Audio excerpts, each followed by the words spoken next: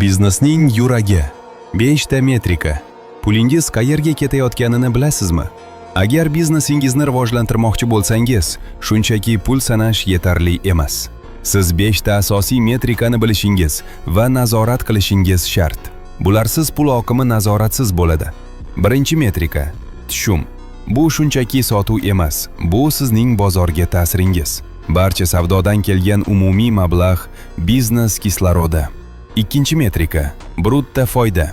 Bu tushumdan sotilgan tovarlarning asosiy narxi olib tashlanganidan keyin qoladigani. Bu sizning mahsulotingiz rentabelligini ko'rsatadi. Uchinchi metrika: sof foyda. Bu barcha operatsion xarajatlar, soliqlar va foizlar chegirilgandan keyin qolgan haqiqiy foyda. Bu biznesning sof natijasi. To'rtinchi metrika: chegirma ulushi. Bu jami tushumdagi berilgan chegirmalar foizi. Juda yuqori chegirma foydangizni yeb qo'yishi mumkin. Ehtiyot bo'ling. Beshinchi metrika: ombor o'zgarishlari. Bu tovarning ombordagi bahosi. LIFO, FIFO, AVECO usullaridan biri.